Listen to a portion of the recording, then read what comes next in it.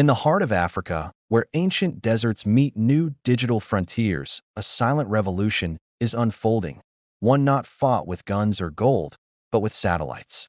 For decades, Africa was seen as a mere observer in the global space race, a passive participant. But that illusion is breaking. A new power is rising above the continent, and it's forcing the world to pay attention. Tonight, we uncover a hidden chapter, the rise of Africa's own space ambitions, and the shadowy tug-of-war between global superpowers determined to control it. This is the hidden space race in Africa: satellites, spies, and superpower rivalry. It begins in a small control room in Abuja, Nigeria. Here, engineers from the National Space Research and Development Agency quietly monitor satellite feeds, weather data, communication relays, and even surveillance grids spanning the continent.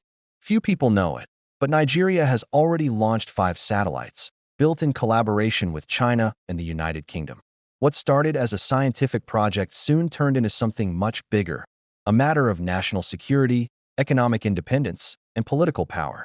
Meanwhile, high in the untold mountains near Addis Ababa, Ethiopia's Space Science and Technology Institute points its telescopes skyward. But the real focus is below. Ethiopia's recent satellite launches weren't just about weather or agriculture, they were strategic. These satellites can map mineral wealth, track troop movements, and detect foreign activity within its borders. A quiet question lingers: who really owns this data, and who profits from it? Across the continent, Egypt, South Africa, Algeria, Kenya, and Ghana have all joined the orbiting elite, but not without influence from abroad. Each satellite, each ground station, each data relay tells a story of allegiance. China builds the rockets. Russia offers the training. The United States provides technical support. And Europe writes the contracts. Africa's skies, once open and free, are now becoming a geopolitical chessboard, one where every move matters, and every byte of data holds the potential to shift global power. Through the Belt and Road Initiative, China has invested billions into Africa's space infrastructure. On paper, it's cooperation, a partnership to bring technology and innovation to developing nations. But in reality, it's access to communication channels, trade routes, and raw intelligence. Western agencies are watching closely. Declassified memos suggest that several African satellites are dual use, civilian during the day, but capable of surveillance by night. It's a digital empire expanding under the radar, orbiting quietly above the Earth. Yet, Africa isn't merely a pawn in this new Cold War.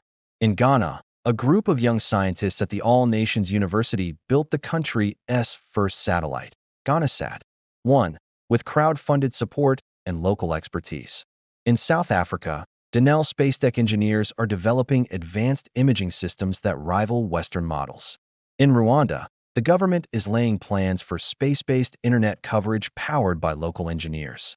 Across the continent, a new generation is emerging, Africans who no longer wait for permission to dream, design, and deploy. Behind the scenes, alliances are shifting fast.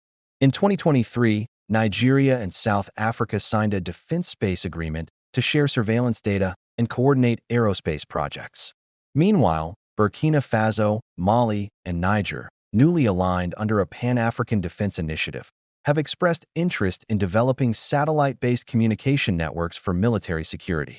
This is not just science. This is sovereignty. As one African diplomat said bluntly, "If we control our skies, we control our destiny." But not everyone is celebrating. Leaked documents from a French aerospace firm revealed covert projects labeled observation partnerships, designed to keep Western data pipelines open even in African-owned satellites.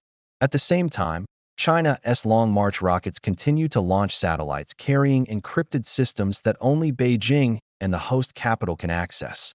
Africa stands in the middle, a battleground of invisible frequencies, hidden signals, and silent influence. And the stakes are enormous. Africa's space economy, once valued at only $7 billion, is projected to exceed $20 billion by 2030. From agriculture and navigation to defense, telecommunications, and climate research, satellites are becoming the new oil. But just like oil, whoever controls them controls the future. The question is, will Africa own that future, or will it be leased once again to foreign interests?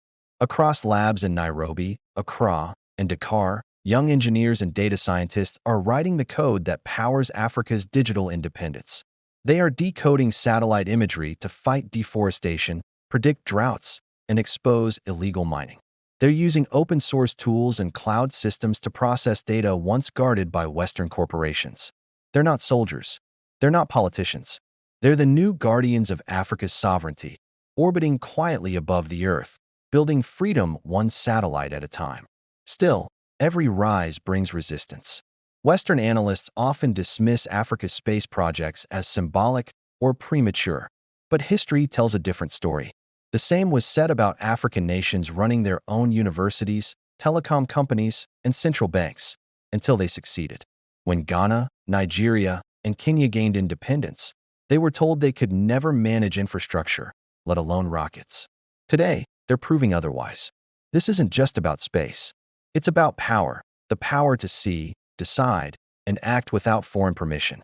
And as the sky grows crowded, the hidden space race accelerates. Satellites streak above African skies, Spies monitor signals from the Sahara to the Atlantic, and billion-dollar contracts are signed under the name of development. But beneath the politics and propaganda, something remarkable is happening: a quiet unity. Across 50 nations, African engineers are talking, collaborating, building a silent constellation of minds, not just machines. In the shadows, intelligence agencies scramble to keep up. The U.S.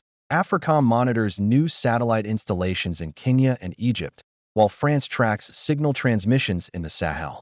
China quietly expands its influence through space education programs, training over 300 African scientists in Beijing. Russia offers to build ground stations in exchange for mining rights.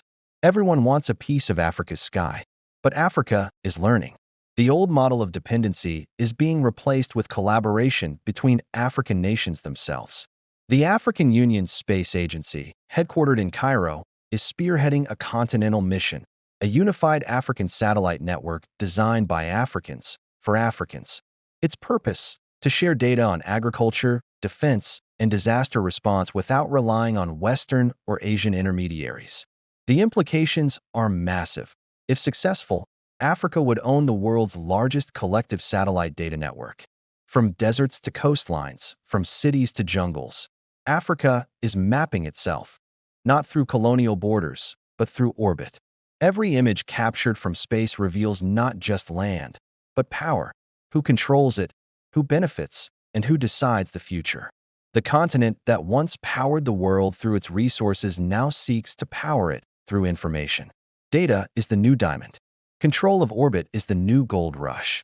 And this gold rush is far from silent. As satellites launch, so do accusations: espionage, cyber intrusion, and data theft. Western firms warn of Chinese digital colonization. Chinese media counters with claims of Western space imperialism. Meanwhile, African nations quietly keep building, unfazed. Because for them, this is not about who helps. It's about who stays out of the way. In Abuja, an engineer checks the telemetry of Nigeria's Sat-X, adjusting its orbit manually. In Addis Ababa, Ethiopian scientists process high-resolution imagery of farmlands, feeding it into AI models to predict crop yields. In Kigali, Rwanda tests its first prototype for a domestic microsatellite, built entirely by local students. Each step may look small, but together they signal a giant leap, not just for Africa, but for the world. Because for the first time in history, Africa isn't just catching up, it's setting its own trajectory.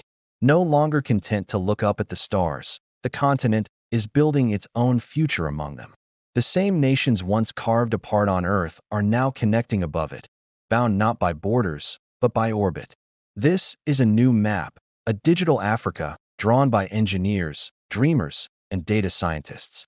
The great powers, the United States, China, Europe, and Russia, will continue to compete for influence. But something fundamental has changed. Africa is no longer waiting for permission to enter the race. It's already in it, designing satellites, launching rockets, building data centers, and creating alliances that bypass traditional control. The space race is no longer about exploration. It's about independence.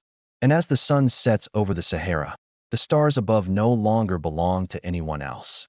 Each one reflects the light of a continent rewriting its own destiny. The world once divided Africa by borders. Now, Africa is connecting itself through the sky. Every new satellite launched, every engineer trained, every byte of data processed is a declaration of independence. As the great powers scramble for influence, Africa quietly prepares for its next revolution, not on the ground, but in orbit. Because this time, the space race isn't about who gets there first. It's about who stays free once they arrive. This is Africa's hidden space race, and the countdown has already begun.